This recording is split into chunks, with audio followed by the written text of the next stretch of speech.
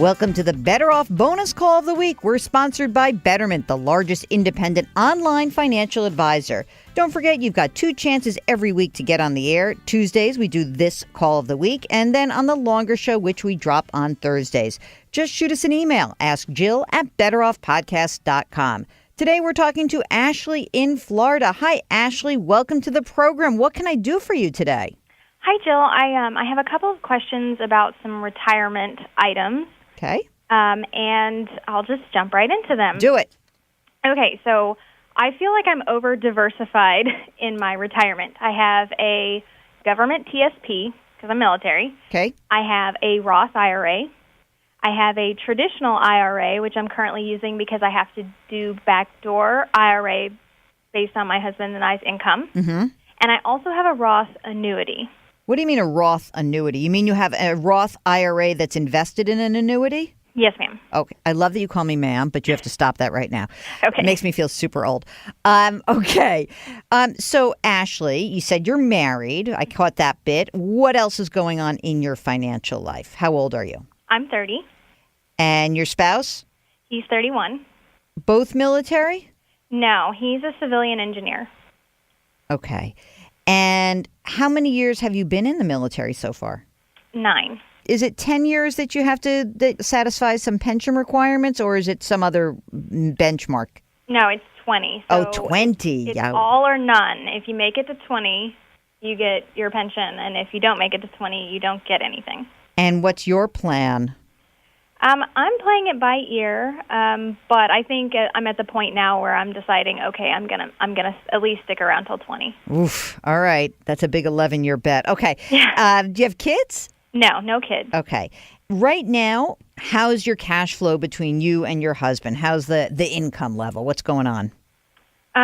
So our income level, I think AGI last year was like $215. Great. In the thrift savings plan, how much are you putting into that?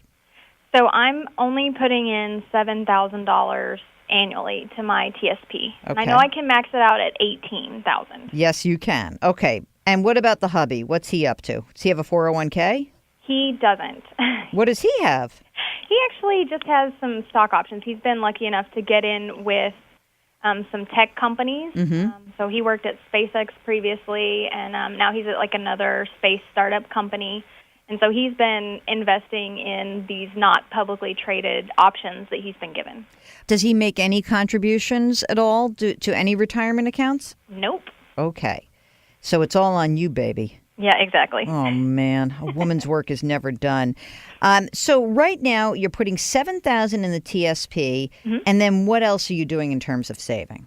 So I'm maxing out my Roth IRA, and I have to do backdoor now because I guess 3 years ago we finally hit that threshold where we couldn't contribute. Mm-hmm. So I am contributing $5,500 annually to my traditional IRA to roll it into my Roth, and that was another question I had was how often should I be, moving my money from my traditional IRA into the backdoor Roth IRA. Mm-hmm. So just so everyone understands that backdoor is basically what Ashley is doing. She is making a non-deductible contribution into an IRA account and then moving it into the Roth IRA, right? Yes. Okay. How much money have you accumulated in the traditional IRA? So right now I have about $8,000 in the traditional. Mm-hmm. I have $27,000 in my Roth. Mm-hmm. And then, let's see, $5,500 is portioned out into that Roth annuity, and then I have $41,000 in my TSP. Okay. And if you could you afford to put more money in the TSP right now? Yes, I could. And the follow-on to that is, should I forego some of this traditional IRA to Roth in favor of putting more in the TSP? No, I want you to do both. Okay, do both. Okay. I'm sorry. I'm a pain in the neck. Because you're young, I love the idea that you've got some money that is Roth and some money that is traditional, whether that, TSP or a traditional IRA. So let me do the easy question first. Essentially what I would probably do is once a year do the backdoor right, and convert it over into the Roth just to keep track of everything, right? And make sure you keep really good records because this could become a problem later. But let's just leave it at that. I would prefer, you're making a lot of money. You guys make $215,000 a year. You don't have kids. I don't know if you're planning on having kids, but if I had my druthers, I would have you put as much as you could stomach into your TSP in addition to maxing out your IRA contribution at $5,500. So I don't know if that would be 10 or 12 grand a year. I don't know what you can afford based on your lifestyle. I would prefer, if you're going to pull back on anything, I would tell your husband to say, look, don't be buying all this private nonsensical stock over here. You can do some of that, but let's put more money into the TSP. So if you could conceivably get to, I don't know, I'm just going to make up a number, 12 or 15 grand a year in the TSP and also put the $5,500 into the IRA and keep converting that on an annual basis. That's a good chunk of money going into your retirement. I am slightly concerned because he's not saving anything for retirement. So, it is going to fall on you.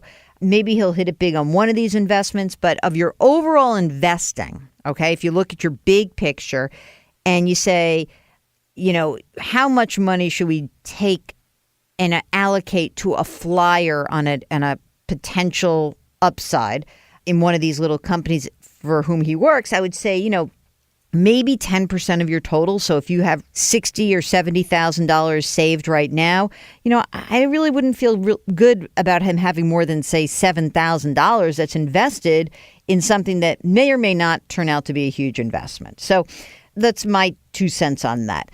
The one thing that sticks out to me also is this Roth annuity, which is not it's just an annuity that's inside of a Roth account. How long ago did you buy that? 2012.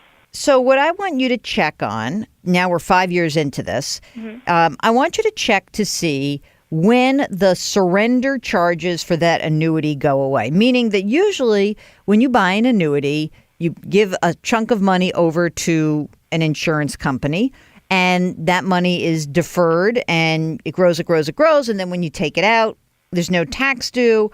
That's that. It's in a Roth, okay? I don't think you need an annuity. They're expensive contracts. For the first 5, 7, sometimes 10 years of these annuity contracts, there's something called a surrender charge. You can't touch it unless you want to pay a penalty. And so it's usually declining. Like if you take money out in the first year that you bought it, it's 7% penalty and it goes on down. Yeah, it has a 7-year hold on it. So do not put any more money into that. Okay. Do not.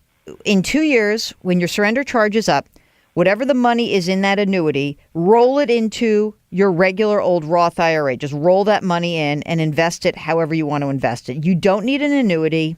Annuities are expensive. Okay. And you're too young and the cost is silly and it's just, you already have a retirement account. So I wouldn't do that. Okay. The only change to this plan that I see would be if you said, we want to buy a big house, we want to have a kid. If you need to accumulate some cash for some reason, then you would maybe pull back on the total amount of money that you're investing into retirement. But save for that while you have the money. I would really try to make a big pitch to max out your retirement account to the extent you possibly can based on your cash flow. Great. All right? Mm-hmm. Sound good? Sounds great, Jill. Thank you. Take care. Thanks for calling. I appreciate it. Okay, that's a wrap of our Better Off bonus question of the week. If you've got a question, it's simple. Send us an email at askjill@betteroffpodcast.com. We'll arrange to get you on. And don't forget, in just a couple of days, there's a brand new episode of the Better Off Podcast sponsored by Betterment. Talk to you then.